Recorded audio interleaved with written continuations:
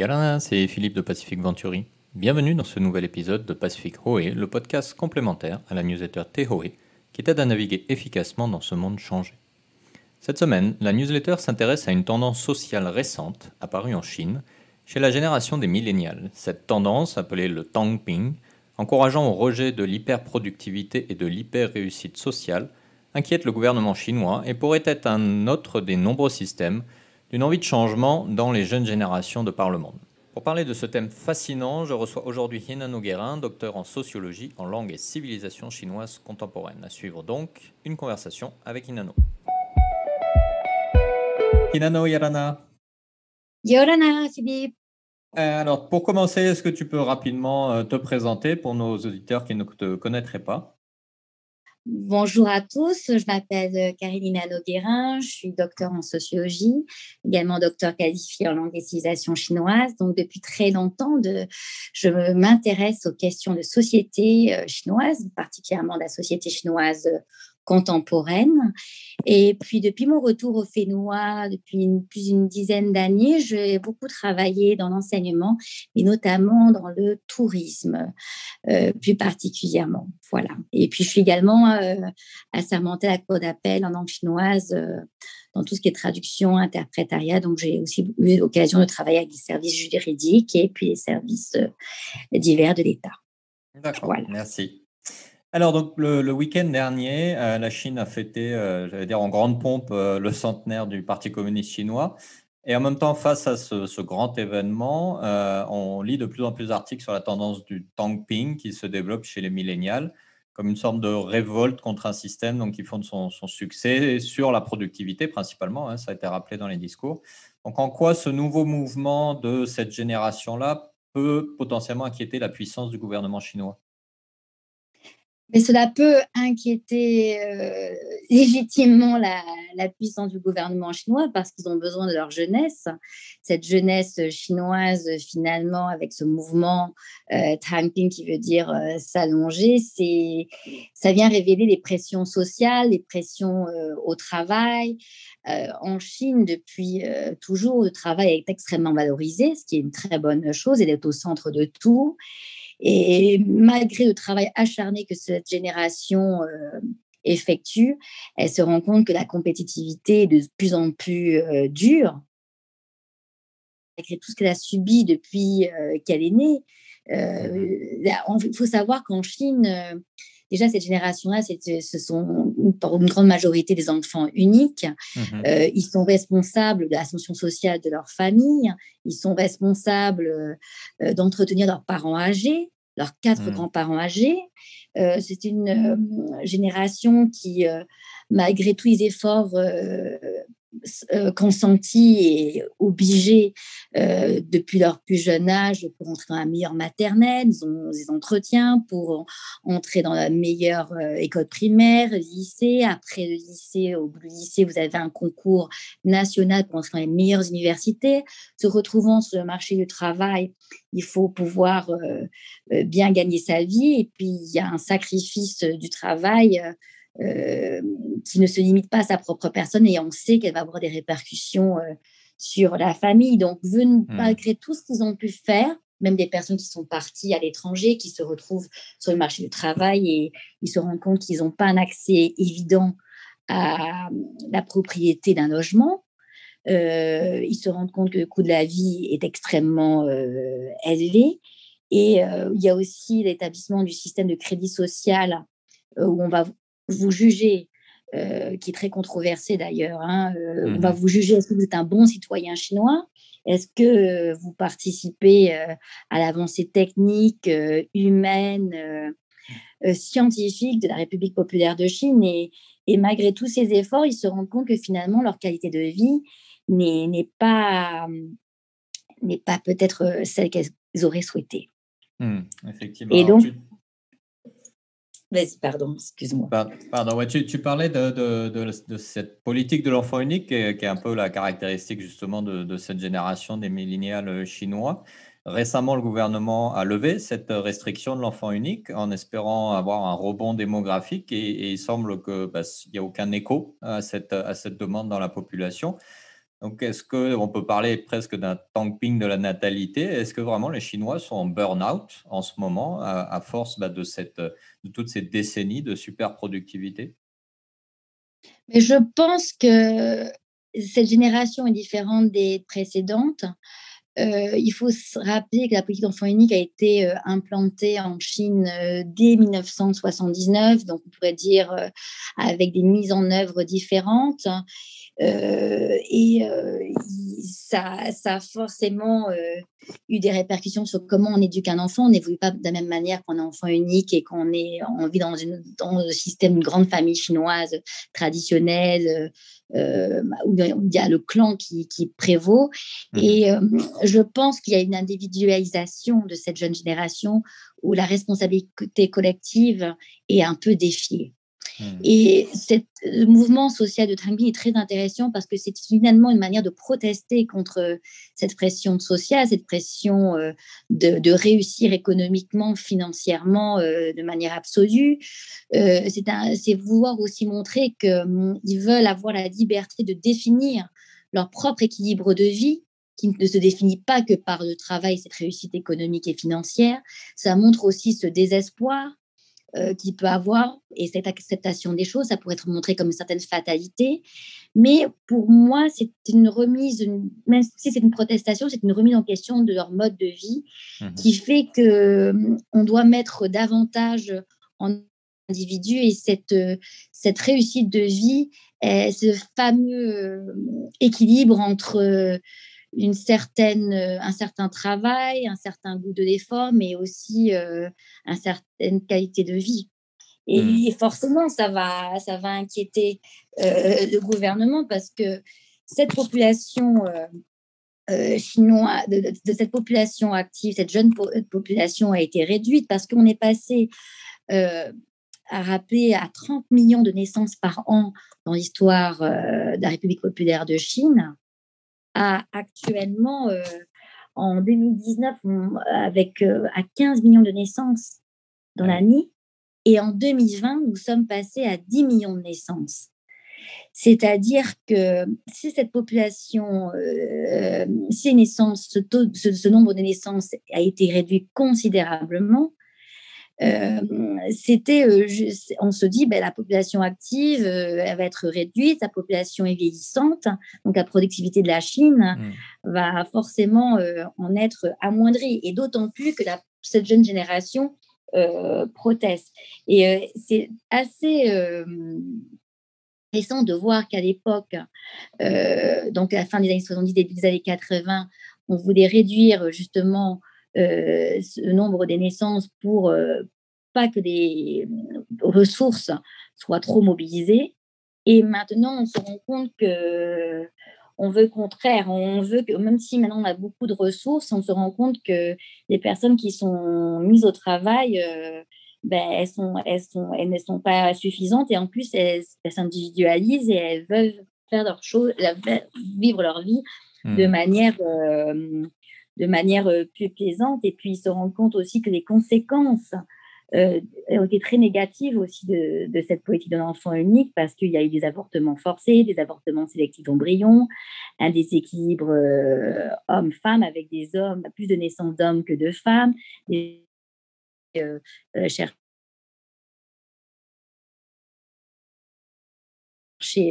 une épouse. Et on a eu aussi beaucoup de naissances d'enfants non enregistrés, parce que lorsque c'était des autorisations des naissances pas autorisées, ben, ils devaient payer des amendes.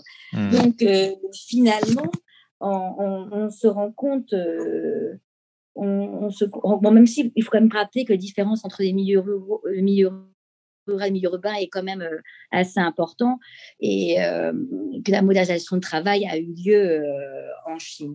Et Ouais. donc, cet impact notable sur sa population active, sa population chinoise, a des répercussions sur sa population active, a des répercussions sur sa productivité, et même la croissance économique de la Chine qui est sans précédent, qui est de plus de 10% par an depuis l'ouverture de l'économie de marché par Deng Xiaoping en 78-79. Si cette productivité, même si ces 2 dernières années, depuis 2020, il y a eu 7-8% de croissance, etc., et qu'il y a quand même une croissance économique de la Chine qui est existante, sur laquelle dépendent nombreuses industries dans le monde entier. Donc, Ouais. si la productivité de la Chine se casse la figure, il y aura forcément des répercussions mondiales. Ouais. Alors, tu le disais justement, la Chine est communiste, elle l'a rappelé le week-end dernier en fêtant son centenaire, enfin le centenaire du Parti communiste, mais en même temps, elle a effectivement beaucoup misé sur les principes de l'économie capitaliste dans les années 80-90. Système capitaliste qui est aujourd'hui de plus en plus contesté, pas qu'en Chine, mais partout dans le monde, notamment après la pandémie. Alors du coup, comment la Chine peut-elle s'adapter dans ce nouveau contexte? Est-ce qu'il faut qu'elle entende les demandes de ces millénials? Est-ce qu'il faut qu'elle revienne aux bases de sa philosophie révolutionnaire, j'allais dire? Ou quelles sont les options pour elle? Alors, je ne serais pas capable de parler au nom du Parti communiste chinois. Bien Je sûr. pense ils ont déjà fait leur planning économique. Vous savez, tous les 10 ans, ils savent qui. Non, en plus, Xi Jinping là, est élu président à vie. Hmm. Ils ont déjà tout planifié. Euh, Juste pour revenir sur ce que tu disais, cette économie de marché est ouverte depuis Deng Xiaoping, fin des années 70, suite aux réformes de l'économie planifiée. Finalement, la Chine, c'est un libéralisme économique qui est existant depuis de nombreuses décennies, mais Mhm. qui est combiné à un contrôle politique très autoritaire. L'État est très autoritaire. Par exemple, en Chine, on ne peut pas réussir économiquement si on n'a pas des bons liens avec le gouvernement central. Mhm. Donc, c'est un État qui est extrêmement fort, mais pour eux, ça n'a aucune contradiction de mettre en avant l'idéologie du Marxiste Lénine, du Parti communiste chinois, ce système qui est quand même bien rodé, puisqu'il marche quand même depuis 100 ans, et que la République populaire de Chine existe quand même depuis le 1er octobre 1949, et Mhm. qui, malgré toutes les critiques, et il y en a eu, et elles sont tout à fait légitimes, notamment de la communauté internationale, euh, ils ont quand même réussi à gérer une population d'1,5 milliard de personnes. Mhm. Et je pense que malgré les critiques qu'on puisse donner, on ne gère pas on gère pas une population de 70 millions d'habitants comme on gère une population de cette taille-là. Moi, ce que je pense, excusez-moi, que le gouvernement chinois va faire, c'est qu'il va encourager les milléniums à reprendre le travail. Mhm. Ils vont déjà encore fait au niveau des aménagements horaires, au niveau peut-être des déplacements. Peut-être ils vont aussi développer, comme ça s'est fait avec la pandémie, le travail depuis son domicile. Ils vont donner des aides aussi aux jeunes couples pour accéder à la propriété d'un logement.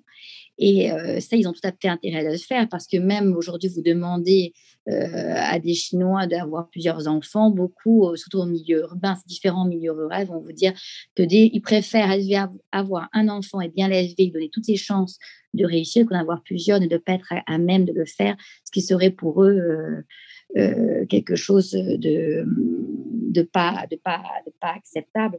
Et en fait, c'est depuis 2016 que le planning familial autorise 2 enfants par couple. Et récemment, il y a 3 enfants par couple. Et ils ne veulent pas non plus trop le mettre en avant parce qu'en milieu rural, ça pourrait être, ça pourrait avoir des conséquences. Mais dans cette population, savent très bien que ça a des grandes répercussions. Il y a tout un et ces populations de millénium sont eux-mêmes des enfants uniques. Donc pour eux, c'est légitime d'adopter un modèle familial dans lequel ils ont vécu. Donc je Mhm. pense que le gouvernement chinois va tout faire pour augmenter, pour décélérer ce vieillissement de population et pour augmenter et encourager sa population active. Et ça va se faire certainement avec des campagnes pour réveiller un patriotisme Mhm. exacerbé qu'ils ont toujours voulu au sein de leur population pour mener au bien la Chine. Et la Chine est quand même la deuxième puissance économique mondiale de par sa taille et en passe de devenir la première puissance économique. Oui, effectivement. Alors, peut-être que le gouvernement chinois va prendre l'exemple de l'Islande et passer à la semaine de 4 jours, puisque puis, visiblement, ça n'impacte pas la productivité, mais ça augmente le bien-être. Ah, je ne sais pas, mais je pense, je verrais ça mal en Chine parce qu'en Chine, déjà, quand vous côtoyez les personnes, tous sont plusieurs, c'est rare, hein, Hmm. c'est rare, à part certaines personnes dans le service public. Même dans le service public, c'est rare de connaître une personne qui n'a qu'un métier. Ouais. Par exemple, un professeur va avoir un petit restaurant à côté, de quelqu'un qui est dans la productivité agricole va faire de l'artisanat, va faire des petits déjeuners le matin. C'est pour pouvoir s'en sortir. Malgré que certaines personnes peuvent se donner le, le plaisir de vouloir s'allonger, Tangping, c'est quand même quelque chose qui doit être vraiment nuancé. Parce que Hmm. les Chinois sont quand même très, très travailleurs, très assidus, mais simplement, ils veulent ne plus être vus dans ce stress constant. Et D'accord. ça c'est une revendication. Alors, justement, prenons de la hauteur par rapport à la Chine, cette revendication d'un peu plus de bien-être, d'un meilleur équilibre de vie, d'une envie de, voilà, de freiner un peu sans être toujours dans cette course permanente à la productivité, donc est matérialisée en Chine par le Tangping. Mais est-ce que tu penses que c'est quelque chose qui peut trouver écho ailleurs qu'en Chine et notamment chez nous, au Fénois? Oui, tout à fait. Je pense que c'est une tendance mondiale. Et Mhm. notamment depuis la pandémie, de, qui a commencé en Chine, le Covid, on a commencé à en parler en décembre 2019, en Europe plus particulièrement 2020, en Polynésie française, c'était le 11 mars 2020 avec le premier cas de Covid avec Maïna Sage, hein, rappelez-vous. Euh, je, je pense que cette, cette pandémie a vraiment touché le monde entier. Et je me rappelle, bon, c'est peut-être un peu moins scientifique à dire, mais lorsque nous sommes passés à l'année du rat, en 2019, début 2019, euh, tous les géomanciens, les maîtres de feng shui, les astrologues, qui soient orientaux, asiatiques, occidentaux, tous parlaient d'un tournant de l'humanité. Hmm. Et ils ont eu raison parce que on voit que les choses ne seront plus vécues comme avant et que c'est une remise en question de l'humanité qui devait s'effectuer. Et je pense avec le confinement qui a eu lieu, bon, même si je n'ai pas été confinée car nous étions occupés à l'époque, j'étais au ministère du Tourisme à rapatrier 3000 touristes en mars 2020. Je sais que le confinement vécu en Polynésie française a, a eu des conséquences positives et négatives. Bon, certaines personnes ont ressenti beaucoup d'angoisse, et des personnes ont été tellement heureuses de se retrouver en famille. Des personnes ont voulu se retourner vers la terre. Il y a eu un engouement des produits locaux avec des organisations de vente de particulier à particulier sur des réseaux sociaux. Et des personnes ont voulu s'arrêter de travailler ou ne pas revenir au travail de la même manière. Et on commençait à dire que la vie, finalement, elle valait d'être vécue, mais de manière plus équilibrée et équilibrante pour Hmm. chacun de soi. Et je pense qu'en Polynésie, on a quand même la chance d'être en contact avec la nature de manière plus directe dans des milieux extrêmement urbanisés, comme c'est le cas du Sud-Est, mais même aussi dans certains pays d'Europe. Et ça a mis en valeur que on devait faire attention à son environnement, on devait faire attention à sa famille, on devait faire attention à son bien-être. Hmm. Et ça, je le vois de manière quotidienne, le rapport au corps, le rapport au sport, le rapport à la nourriture. Les gens font de plus en plus attention et même des personnes qui étaient dans un stress effréné avec un taux d'AVC qui a doublé d'une année à une autre.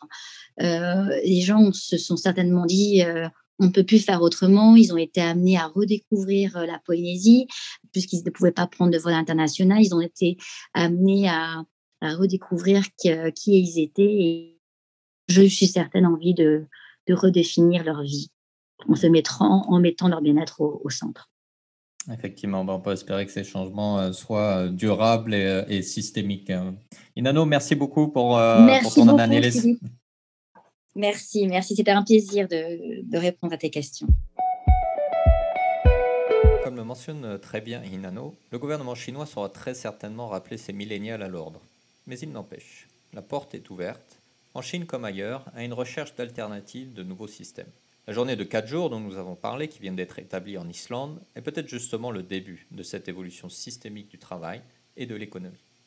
Affaire à suivre donc, y compris chez nous, au Fénois. N'hésite pas à partager cet épisode avec ton entourage et à le noter ou le commenter sur ta plateforme de podcast préférée. Tu peux retrouver la newsletter d'aujourd'hui sur nos réseaux sociaux ou sur notre site internet, où tu peux également t'y inscrire gratuitement pour recevoir dans ta boîte tous les prochains numéros. Tu peux découvrir également tous nos podcasts et nos services sur notre site internet www.pacificventuri.com. À la semaine prochaine pour un nouvel épisode, un nouveau thème. Nana!